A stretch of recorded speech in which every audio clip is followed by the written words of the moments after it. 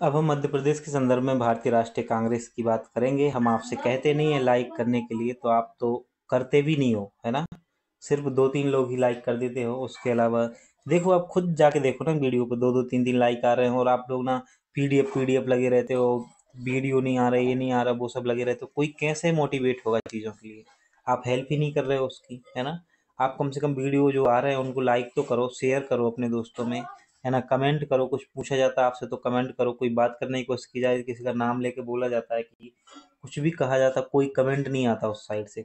जैसे बस आपको ये मतलब है कि वीडियो देख लिया, है ना, कभी कभार, बस कभी कभार, वो भी अगर आप सीरियस होते ना तो सच में आप चाहते ना इस बात को कि वीडियो कंटिन्यू आए। और कंटिन्यू कब आते? जब आप दोनों तरफ से सहयोग हो, तो आपको भी वीडियो को लाइक करना चाहिए, है ना। ऐसा तो करना ही चाहिए कम से कम।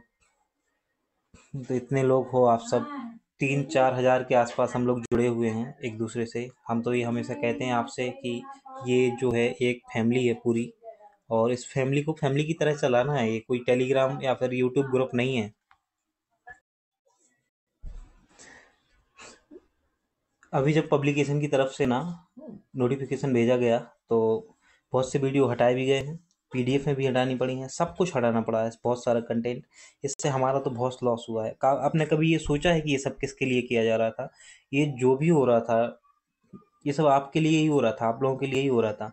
उसके बाद भी आपसे इतना कहते हैं कि वीडियो को लाइक क्या करो। सभी लोग, अगर एक वीडियो को 1000 लोग देख रहे हैं तो 1000 सभी को लाइक करना है, सबको करना चाहिए, है ना। आपकी ये जिम्मेदारी बनती है, जैसे हमारी जिम्मेदारी बनती है आप कंटेंट प्रोवाइड कराना, वैसे ही आपकी भी जिम्मेदारी बनती है कि वीडियो को लाइक करना, अपने दोस्तों में शेयर करना। लेकिन ऐसा होता नहीं है। अगर जो भी वीडियो को लाइक या शेयर करते हैं, एक बार जय हिंद भी कमेंट में लिखेंगे, ताकि मुझे पता चल जाएगा कि कौन कौन है वो बच्चे जो ये सब करते हैं, हमारी हेल्प करते हैं। तो फिर उन्हीं की हेल्प की जाएगी बस, है ना। तो अब मुझे ऐसा समझ में आ गया है चीज़ों को वो कि क्या करना है क्या नहीं करना है। तो देखते हैं, भारतीय राष्ट्रीय कांग्रेस के बारे में समझेंगे मध्य प्रदेश के संदर्भ में। मुझे इतना तो विश्वास है, एकता हो, शिवानी हो, आयुषी हो, है ना, बरकत सिंह सोलंकी हो, और भी लोग हैं जुड़े हुए हैं। बहुत सारे बच्चे जुड़े हुए हैं। बहुत बच्चे ऐसे हैं जो सपोर्ट भी बहुत करते हैं, है ना। छाया हो, है ना, और ऋषिका हो, बहुत बच्चे जुड़े हुए हैं। तो 4000 के आसपास आप लोग हो। तो मैं इतनी तो उम्मीद कर ही सकता हूँ कि एक वीडियो पे 1000 लाइक तो आए ही आए। लेकिन ऐसा होता नहीं है, तो मुझे उम्मीद रहती है कि लेकिन होगा ज़रूर एक ना एक दिन, है ना। आज नहीं तो कल होगा, कोशिशों के बाद रेगिस्तान में भी जल होगा। शुरू करते हैं भारतीय राष्ट्रीय कांग्रेस को मध्य प्रदेश के संदर्भ में देखेंगे। भारतीय राष्ट्रीय कांग्रेस की जो स्थापना है 1885 में मुंबई में की गई थी। और किसने की थी, आप कमेंट करके जल्दी से बताइएगा, है ना। ये तो सभी को पता होता है ना किसने की थी। 1885 में कांग्रेस के गठन के साथ ही मध्य प्रदेश की जनता ने भी उत्साहपूर्वक आंदोलन में प्रभावी भूमिका का निर्वहन किया और भारतीय राष्ट्रीय कांग्रेस के साथ स्वतंत्रता प्राप्ति तक संघर्ष किया है। मध्य प्रदेश से संबंधित जो कांग्रेस के अधिवेशन रहे हैं, उनमें आपको याद रखना है 1886 का कलकत्ता अधिवेशन। 1886 का जो कलकत्ता अधिवेशन है, इसके अध्यक्ष थे दादा भाई नौरोजी, और मध्य भारत से बापूराव गंगाधर चिटनीस अब्दुल अजीज ने इसमें भाग लिया था। तो 1886 का जो कलकत्ता अधिवेशन है, ये दादा भाई नौरोजी इसके अध्यक्ष रहे थे, कलकत्ता में आयोजित हुआ था। और मध्य भारत से इसमें भाग लिया था बापूराव गंगाधर चिटनीस अब्दुल अजीज ने इसमें भाग लिया था। अगला अधिवेशन है नागपुर अधिवेशन, जिसके अध्यक्ष रहे थे आनंद चार्लू 1891 में। इस अधिवेशन में मध्य प्रांत व मालवा में शिवाजी व गणेश उत्सव मनाने की अनुमति मिली थी। लाहौर अधिवेशन जो है, उसके अध्यक्ष दादा भाई नौरोजी रहे थे 1893 में। और मध्य प्रदेश से हरि सिंह गौर ने इसमें भाग लिया था। ये वही हरि सिंह गौर हैं जो मध्य प्रदेश के सागर में, जिनके नाम से पहला विश्वविद्यालय बनाया गया था मध्य प्रदेश का। नागपुर अधिवेशन की बात करें, 1920 में हुआ है और विजय राघवाचारी इसके अध्यक्ष बनाए गए थे। मध्य प्रदेश में इससे मध्य प्रदेश से इसमें जो है माखनलाल चतुर्वेदी, सुभद्रा कुमारी चौहान और काशी प्रसाद पांडे ने भाग लिया था नागपुर अधिवेशन, जो कि 1920 में हुआ था। त्रिपुरी अधिवेशन, सुभाष चंद्र बोस इसके अध्यक्ष बनाए गए थे 1939 में। और इसमें सुभाष चंद्र बोस ने फिर इस्तीफा दे दिया था बाद में, और राजेंद्र प्रसाद अध्यक्ष बने थे। यह मध्य प्रदेश में आयोजित एकमात्र अधिवेशन है। कौन सा? त्रिपुरी अधिवेशन, इसलिए भी महत्वपूर्ण हो जाता है। 1939 की का समय याद रखना है। बम्बई अधिवेशन 1942 में मौलाना अबुल कलाम आज़ाद इसके अध्यक्ष बनाए गए। मध्य प्रांत से पंडित रविशंकर शुक्ल और द्वारका प्रसाद मिश्र ने इसमें भाग लिया था।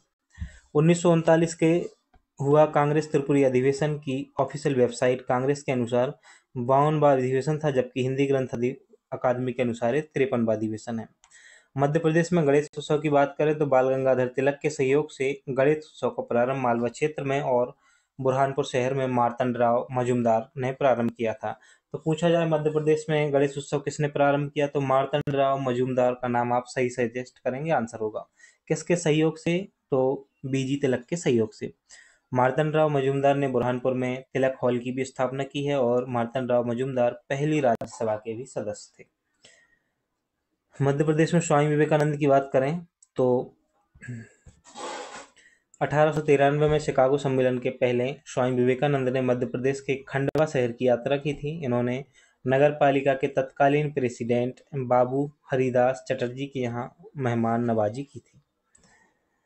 अब हम आगे बढ़ते हैं तो मध्य प्रदेश में गांधी जी के आगमन को भी देख लेते हैं, है ना, और भीमराव अंबेडकर के बारे में भी जान लेंगे।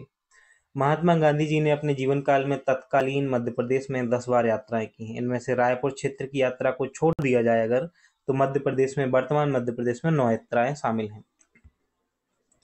पहली यात्रा गांधी जी की 1918 में हुई इंदौर में मध्य प्रदेश। गांधी जी की पहली यात्रा 8वें हिंदी साहित्य सम्मेलन की अध्यक्षता के रूप में हुई थी।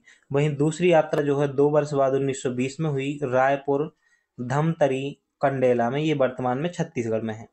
तीसरी यात्रा जो है वो छिंदवाड़ा में की गई। नागपुर अधिवेशन के बाद गांधी जी का आगमन छिंदवाड़ा में हुआ। देखो नागपुर में अधिवेशन था, है ना, तो वहीं के वहीं पास के पास छिंदवाड़ा है, तो कहने लगे होंगे चलो देखे आते, यात्रा करे आते हैं।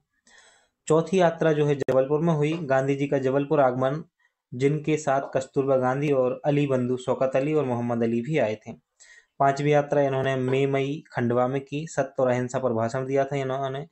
छठवीं यात्रा भोपाल सांची में की। तत्कालीन नवाब हमीदुल्ला खां के आक्रमण पर आगमन हुआ। और सातवीं यात्रा जो है बुरहानपुर, नरसिंहपुर, हरदा, बाबईस, बैतूल, सागर, सिवनी और बालाघाट में की। सागर में गांधी जी ने मुरली मनोहर मंदिर के कपाट हरिजनों के लिए खुलवाए थे। तो ये बहुत बड़ी बात होती है ना, आज भी इन चीज़ों को चल रहा है कि छुआछूत जात पात चल रहा है। मैं जिस गांव से रिलेट करता हूँ, है ना, अब तो मैं उस गांव से निकल पाया, लेकिन मैं जिस गांव में रिलेट करता हूँ वहाँ भी बहुत समस्याएं हैं अभी भी। लोगों को मंदिरों में नहीं जाने दिया जाता है ना, जो एसटी वर्ग के लोग हैं उनको मंदिरों में नहीं घुसने दिया जाता है। कभी कभी कुछ को जाने दिया जाता, किसी को नहीं जाने दिया जाता, बहुत दिक्कतें चल रही हैं। तो इन्हीं सब चीज़ों के लिए, तो ख़त्म करने के लिए आपको अधिकारी बाबू बनना है। ये जात पात छुआछूत इस सबको ख़त्म किया जाए, है ना। तो इन सब के लिए काम करना है बेटा, अच्छे इंसान बनना है और ऐसा बनना है कि कोई दीन दुखी है ना तो उसके चेहरे पे आपकी वजह से मुस्कान आ सके, यही सच्ची पूजा है। 8वीं यात्रा इंदौर की हुई और फिर जबलपुर की 9वीं यात्रा हुई और 10वीं यात्रा भी जबलपुर की हुई। तो 3-4 बार जबलपुर में आए हैं, 2 बार इंदौर में आए हैं, सागर में भी आए हैं, ना, बहुत सी चीज़ें हैं। भीमराव अंबेडकर की बात करें तो इन्हें भारतीय संविधान का पिता कहा जाता है। बहुत ही ग्रेटेस्ट पर्सनालिटी हैं। वी.आर. अम्बेडकर का जन्म जो है 14 अप्रैल 1891 को इंदौर जिले के महू में हुआ था। 14 अप्रैल 1891 को। इन्हें 1990 में मरणोपरांत भारत रत्न से सम्मानित किया गया है। सिद्धार्थ कॉलेज की स्थापना मुंबई में 19 जून 1946 बाबा साहेब अम्बेडकर द्वारा हुई थी। तो मुंबई में जो सिद्धार्थ कॉलेज है वो बाबा साहेब अम्बेडकर द्वारा ही स्थापित है। इनकी मृत्यु 1956 में हुई है और इनका समाधि स्थल चैत्य भूमि मुंबई में ही है। प्रमुख संगठन की बात करें तो इनके द्वारा जो संगठन बनाए गए उसमें इनके ये संगठन याद रखने हैं, यहाँ से क्वेश्चन बनने की संभावना है। बहिष्कृत हितकारिणी सभा, Samata Sainik Dal, depressed classes education society, the Bombay schedule caste improvement trust, people's education society और भारतीय बुद्ध महासभा। साथ ही एक और संगठन इंडिपेंडेंट लेबर पार्टी आपको याद रखना है। इतने सारे संगठन याद रखने हैं आपको। इनकी जो पुस्तकें हैं मूकनायक, दूसरी पुस्तक है रुपए की समस्या, तीसरी है बहिष्कृत भारत और चौथी है जाति विच्छेद। संघ बनाम स्वतंत्रता भी एक इनकी पुस्तक है और पाकिस्तान पर विचार भी अम्बेडकर की एक पुस्तक रही है। तो मूकनायक, दूसरी है रुपए की समस्या, अगली है बहिष्कृत भारत, जाति विच्छेद, संघ बनाम स्वतंत्रता और पाकिस्तान पर विचार, ये बाबा साहेब की बुकें हैं। 2023 में तेलंगाना के हैदराबाद शहर में भीमराव अंबेडकर की 132वीं जयंती पर 125 फुट ऊंची प्रतिमा का अनावरण किया गया है। तो यह भी जानकारी आपको याद रखनी है। अब हम बात करेंगे 1900 से 1947 तक के मध्य प्रदेश के इतिहास की।